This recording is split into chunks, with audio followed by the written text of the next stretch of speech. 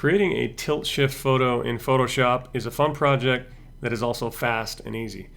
Tilt-shift photography is basically taking an image and making it appear as if it is a miniature model. There are lenses that can help do this, but you can also create the effect inside of Photoshop. To give you an example, I pulled up some Google images, and here's one. There are a few things that help to create this effect. The first thing is to find a photo that is shot at a higher angle looking down. You also want to oversaturate the colors and oftentimes increase the brightness in the image, and then you'll also use blur, and those things in combination make the image look like a model, like this. Here's another example where they've even put a hand into the image to really sell the effect that it's a model, when in fact I'm guessing this is just a photograph.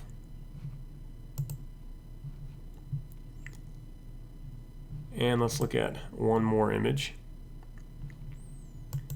Now inside of Photoshop, I've opened up several images. You can see all of these are shot at a somewhat higher angle, and some of these will work better than others.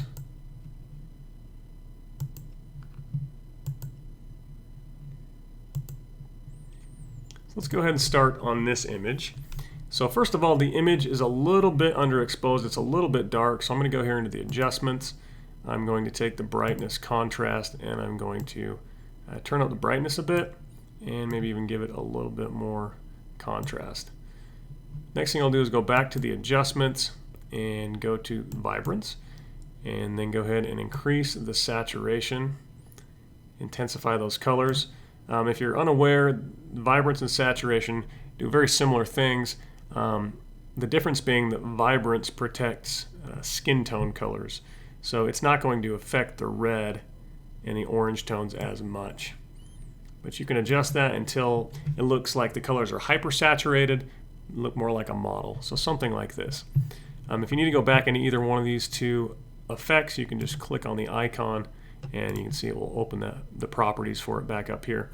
Once you've done that, you'll want to select the image itself, and then you can go here to Filter and go to the Blur Gallery, and there's a built-in tilt-shift blur. You can do this and select parts of the image by hand if you want to be more creative and do it, but this is the quick, easy way. So we'll click on tilt-shift, and you can see it applies that blur. You can, if you go over one of these dots, you can rotate the blur.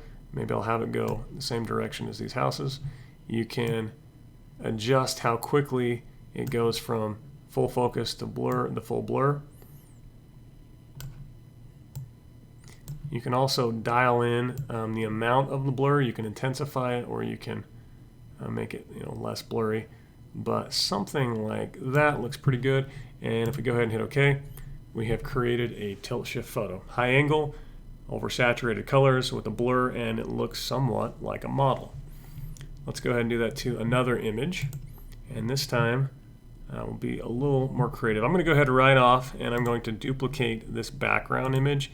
You can right click and duplicate it. You can hit Control J, but I've now got two copies of that, and you'll see why in just a second. Now I'm going to go back into the adjustments. This image is a bit dark as well, so I'm going to go into brightness contrast. I'm going to brighten this up. And just already, it's starting to look more like a toy just from brightening it up. And it's got this shot's got some pretty saturated, good colors to work with as well.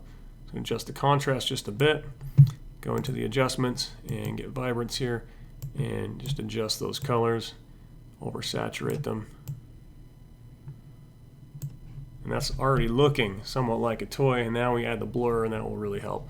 So before I do that, I can tell, I'm going to set my blur about here, and I want to take this building and I'm going to put it on a new layer, and you'll see why in just a second. So I'm going to go ahead and try the object selection tool, see how well that does. I'm going to make sure and select the layer I want, and I'm going to see if I can take that building by itself. And it did a pretty good job.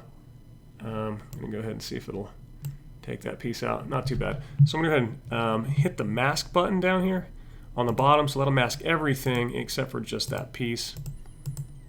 And now I'm going to go ahead and go to my background layer, and I'm going to apply. Let me turn this layer off momentarily. I'm going to apply that blur the same way. And then I'm going to go ahead and rotate this once again. Kind of get it more in line with the way that road is wrapping around. And I actually like where the blur is going here. I'm going to pull this part down, maybe get more of these boats into the shot. They're more in focus.